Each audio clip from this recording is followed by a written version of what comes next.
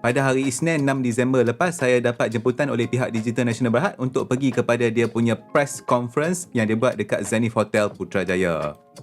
Ramai juga orang yang datang buat coverage. Ni saya tunjuk dekat anda wakil dari Soya Cincau. Sesi press conference ni terbahagi kepada beberapa bahagian. Dia mulakan dengan briefing, lepas tu dia buat live demo dan last kali dia buat sesi soal jawab bersama dengan pihak media. Sesi dimulakan oleh Ken Tan, CTO DNB, kemudian diteruskan pula oleh Dr. Sulaiman lah yang menerangkan tentang pelaksanaan 5G oleh pihak DNB. Antara yang diterangkan oleh Dr. Sulaiman adalah seperti 5G Network Key Design Principles, lepas tu dia cerita pasal apakah itu MOCN dan sebagainya. MOCN tu adalah Multi Operator Core Network. Nanti insyaAllah dalam episod lain saya akan terangkan semua benda-benda ni. Selain daripada tu, mereka pun ada share operation readiness dan network landscape lah. Jadi kita nampak dekat sini pihak DNB ni dia ada 2 data center untuk 5G ni. Satu yang dekat Cyberjaya tu yang mana dia host tools dan automation. Lepas tu satu lagi data center tu dekat KL yang itu untuk operational support system. Dalam slide ni pun anda boleh tengok lah mereka punya network operation center, security operation center yang ada dekat mana ni? Pinnacle. Saya rasa ni mungkin Pinnacle dekat Sunway kot. Lepas tu dia ceritalah dekat Bukit Jelutong pun ada benda-benda macam tu. Jadi inilah dia infrastruktur 5G yang disediakan dan digunakan oleh pihak DNB sekarang ni.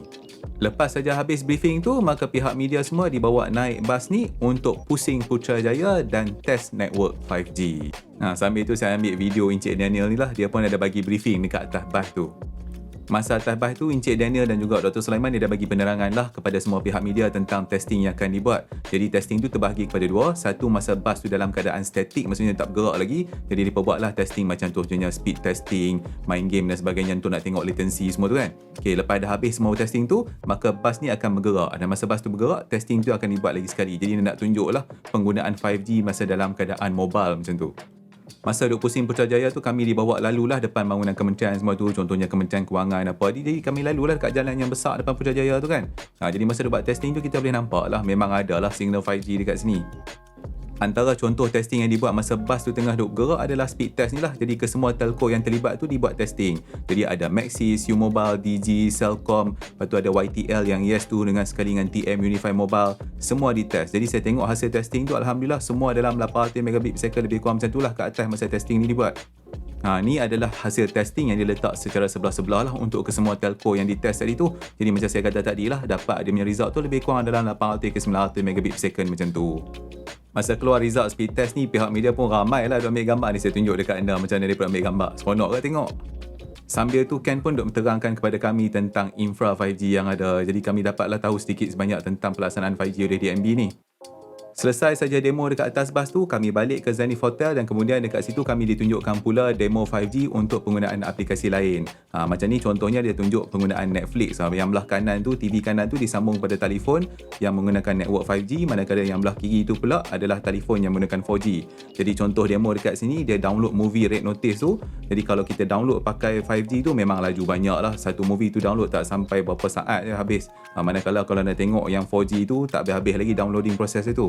Selain pada tu, ada juga satu bahagian yang mana dia letakkan telefon-telefon 5G untuk pihak media test lah. Macam ni contoh dia buat testing dan sebagainya.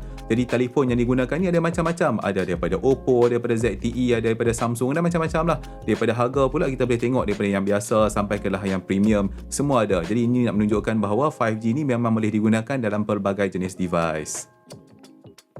Salah satu testing lain yang saya minta mereka lakukan adalah untuk tunjuk video 4K di YouTube. Jadi yang ni salah satu cara untuk kita nak tengok kelajuan network tu lah. Jadi sama juga TV belah kanan tu menggunakan network 5G, manakala yang belah kiri tu adalah yang 4G.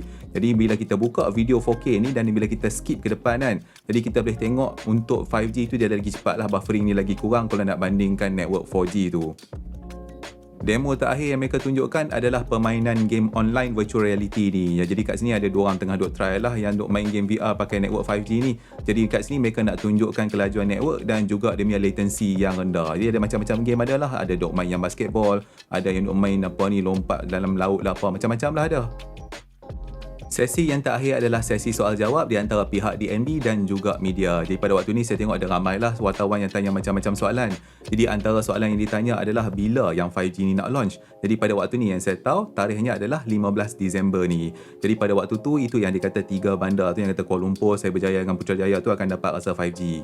Okay, selain pada tu mereka juga tanya, dia kata sekarang ni kita hanya nampak Telekom saja yang duk push 5G punya plan tu kan. Jadi telco lain macam mana? Jadi mereka kata proses perbincangan tu masih lagi duk berjalan. Jadi insyaAllah mungkin pada hujung bulan ni telco-telco lain pun akan cerita plan 5G mereka juga. Seronok jugalah saya duk tengok wartawan duk tanya macam-macam soalan panas dan cerumas kat DMB ni kan. Sambil tu ni ada wartawan daripada Digital News Asia yang duk tanya Ken lah. Sebagai penutup, kami disajikan dengan makan tengah hari. Makanan ni semua memang best sebab duk kena sinaran 5G. Masa orang lain duk sibuk duk buat benda lain, saya pergilah curi-curi tengok CPE apa yang mereka gunakan untuk nak buat testing 5G melalui network Wi-Fi tu. Jadi yang mereka gunakan Oppo 5G CPE T1 ni. Jadi saya tengok dekat Shopee harga benda ni dalam 1000 lebih macam tu. Tapi anda janganlah pula pergi beli CPE ni sebab saya tak pasti sama ada kita boleh pakai benda ni bila 5G dah launch nanti. Sambil-sambil tu saya pinjamlah telefon mereka ni untuk nak buat sedikit testing. Sebab hari tu masa saya buat speed test, ramai orang yang minta untuk saya tukar server speed test tu. Jadi sekarang ni saya ambil telefon ni yang ada menggunakan network Maxis 5G ni. Jadi saya tukar speed test server tu kepada IP server 1 ni. Jadi macam apa yang kita boleh tengok dekat sini, bila kita tukar server, download speed tu masih lagi dapat dalam 700 lebih kurang macam tu lah. Tapi apa yang tak syoknya adalah bila saya tengok yang upload ni, anda nampak sekarang ni kan, upload speed ni memang rendah. Sekarang ni dapat dalam berapa belah-belah meg macam tu sahaja. Testing yang kedua saya buat selepas speed test tu adalah fast ni lah. Okay, saya tak boleh nak buat testing yang banyak sebab waktu ni mereka nak simpan barang semua kan. Tapi anda boleh tengok sendirilah, fast ni pun ada yang dia sampai 1 gigabit lebih. Tapi hasil result testing ni adalah 880 Mbps. Sekian laju jugalah.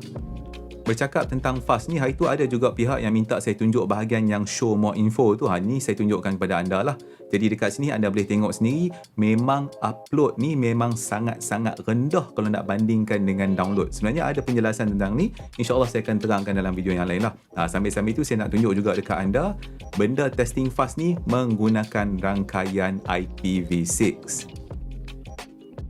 Alright, kita dah sampai ke penghujung episod kali ini. Jadi saya nak ucapkan jutaan terima kasih kepada anda semua kerana sudi menonton, dan saya juga nak ucapkan terima kasih kepada pihak DMB kerana sudi menjemput kami.